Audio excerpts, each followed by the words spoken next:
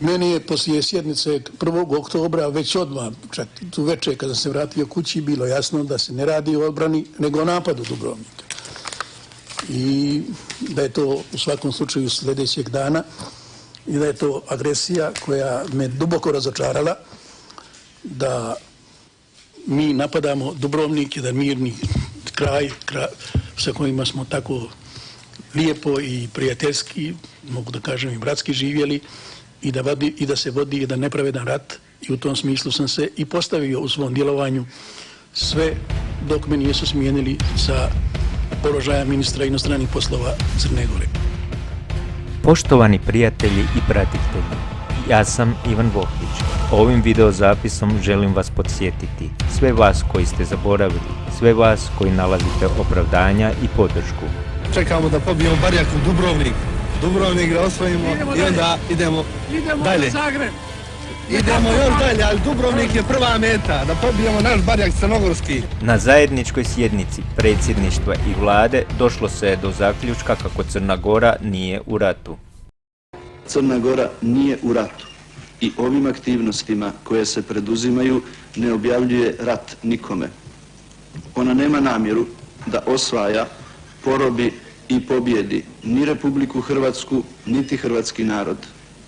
Crna Gora i njeni građani jesu sastavni dio antifašističkog fronta protiv pomamljenog ustaštva, čija neposredna blizina Crnoj Gori predstavlja stalnu i ogromnu prijetnju. Nametnuti rat ćemo dobiti, baš kao što smo takve protivnike kakvi su oni pobjeđivali tokom čitave naše istorije. Samo ovoga puta ćemo ih pobijediti i završiti zajednički život sa njima, nadam se, za sva vremena. Pri tome Boka će ostati tamo gdje je i mjesto, u sastavu Republike Crne Gore. A nadam se da će se u toj diobi i formiranju nove državne zajednice u kojoj ćemo živjeti i granica sa Hrvatskom povući mnogo prirodnije i logičnije nego su to uradili priučeni boljševički kartografi, čiji je izgleda jedini cilj bio da nad Crnom Gorom u dijelu Boke Kotorske ostave hrvatsko starateljstvo. Analizirajući sliku stvarnosti koju je uoči rata crnogorska vlast kreirala posredstvom pobjede, istoričar Živko Andrijašević navodi da se potencirala istorijska vizura Crne Gore kao zemlje koja nikada nije iznevjerila srpstvo i koja ima nacionalnu obavezu da podrži napore Srbije u stvaranju nove jugoslovenske zajednice. Istovremeno, krivica za rušenje Jugoslavije pripisivana je Hrvatima koji se u ideološkim obrascima tadašnje vlasti označavaju kao fašisoidna nacija bez istorijske časti i veličine. Oni koji su od januara do septembra 1991. uz pomoć pobjede ubjeđivani da su Hrvati genocidan narod, a Hrvatska država koja ima nepravedne granice, u oktobru su lako uzeli pušku i s pjesmom krenuli na Dubrovnik, navodi Andrijašević u nacrtu za ideologiju jedne vlasti. Ja sam dobrovoljac, a obukao sam uniformu, imam 57 godina. Obukao sam iz tih razloga kad sam vidio preko javnosti, preko vijesti što se radi, kako naša djeca stradaju, kako našoj djeci kidaju prste, noktiće, kako prave đerdane. Normalno da se plašim za svoje, ali isto nek idu hrabro i nek uništavaju sve ustaše koje hoće da sruše Crnu Goru.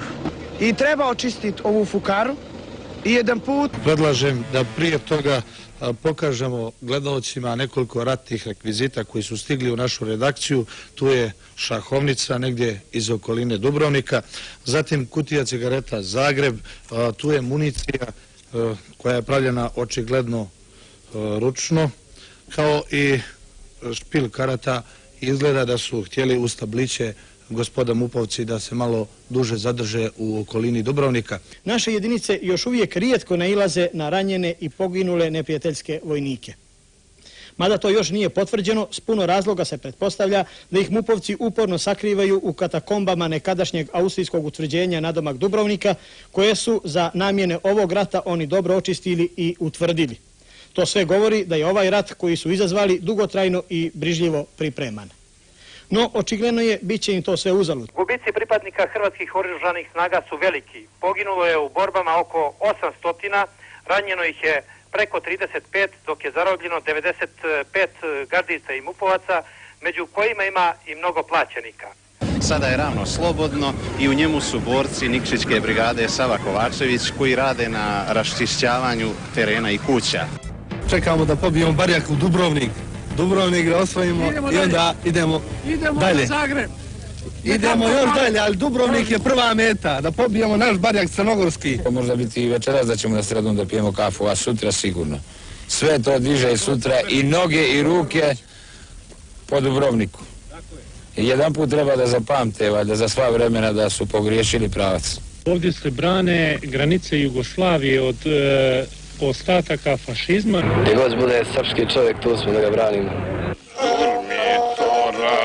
Vila kliče, gdje si srpski Dubrovnik. Kad je trebalo braniti blokirane kasarne, kad je trebalo braniti srpski narod u Hrvatskoj, Srbi iz Srbije su bežali sa fronta. Tu je bio i sukob jedan između ovoga Momira Bulatovića i Jovića, on o tom neće da priča, a tu je bio svedok ne samo ja, nego i Milo Đukanović, kad ga je Bulatović pitao, a po čemu Crna Gora učestvuje sa 27% svojih mobilizacijskih kapaciteta sada u mobilizaciji, a Srbija samo sa 10%.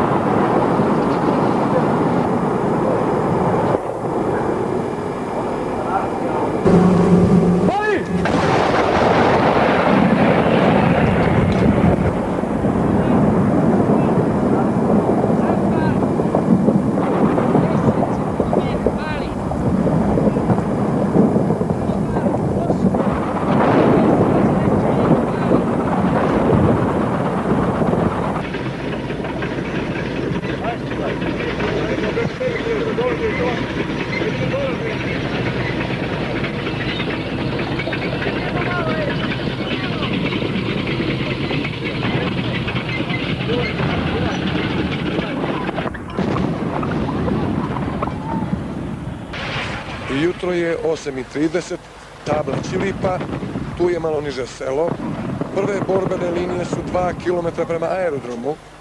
Inače, noća se dosta ratovalo. Pripadnici Jugoslovenske narodne armije zarobili su noćas 8 mupovaca, a jutros 1.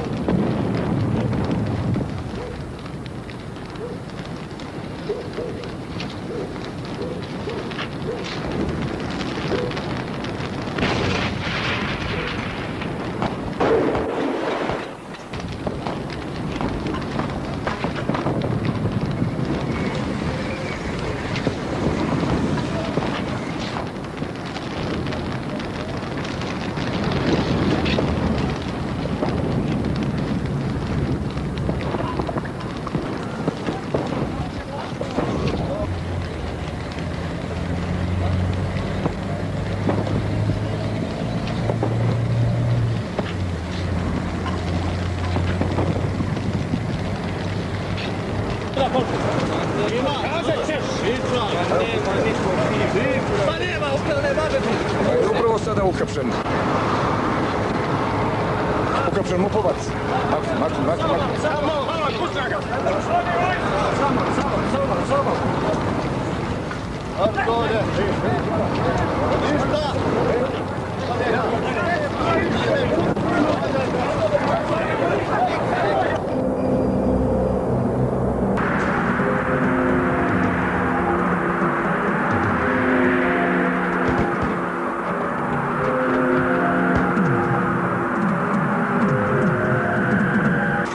napomenemo još jedan podatak, da se upravo ovdje, dok tekovska kolona kreće, upravo se ovdje čisti teren i hapse preostali zengovci i mupovci. Ima li gitara? Ima i duvna, i zlimna. Jona je sa pare došao da se I zlimna, je ovo. Vidite. Nemoj sada.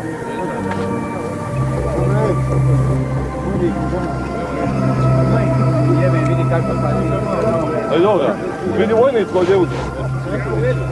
Neka se nije stranate čuti.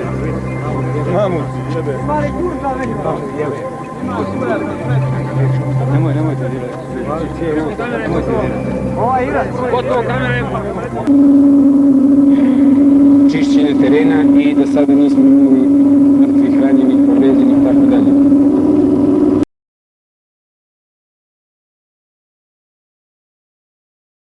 U toku današnjeg dana uhapsili smo Damir Ivana Šulentić, zatim Jadran Zlotić Jadrana, Tomaš Zorana, Bugić Tonka i Anton Deda. Jedan pripadnik koji je skupa sa njima bio Oružanih snaga Hrvatske je poginuo, dok je drugi teško ranjen, on je našim kolima predočen u dvojnicu.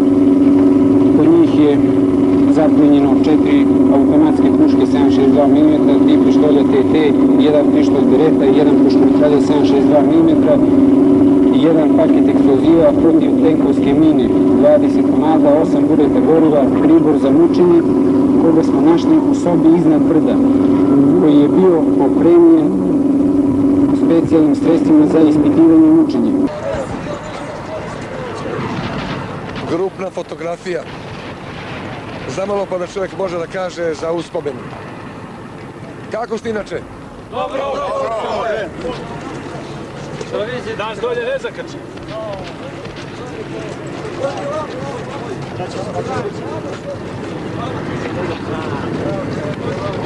Jeste li prava vojska?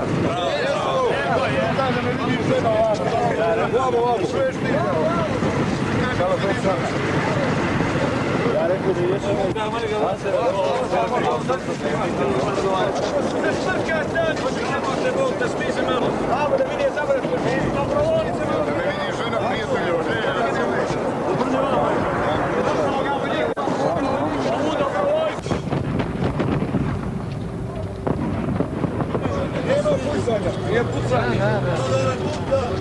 razvuča, drži je tamo, drži je, pucaj ti, ajde. To je moj trofej, još sam je, ja se ga zarobio. Za 14 vjekova postojanja hrvatskog i sveslavenskog grada Dubrovnika nijedna vojna sila nije oružano napadala Dubrovnik, niti vodila oružane akcije na zidine Dubrovnika. To je, oko Dubrovnika su dolazile armije moćnih zemalja svijeta, počevši od Bizantije i Turske imperije, Britanske imperije, Ruske carevine, Mletačke republike, čak ni Hitlerova Njemačka, ni fašistička Italija nije nikada pokušala da u Dubrovniku vodi ratne operacije. Tu čast, nažalost, pripalo je jedino Crnoj Gori, što je mene kao Crnogorca posebno stid. Nemam čega da se stidim, kao vojnik i kao admiral svoju dužnost sam obavljao profesionalno, savjesno, u skladu sa propisima i pravilima vojnog prava, unutrašnjeg međunarodnog. Stojim iza svojih odluka i danas i vjerujem da su na nivou odgovornosti jednog vojnika. Poštovani sudija, nisam kriv. Nakon nagodbe sa haškim tužiteljstvom, Jokić je promijenio mišljenje. Sasvim sude, kriv sam.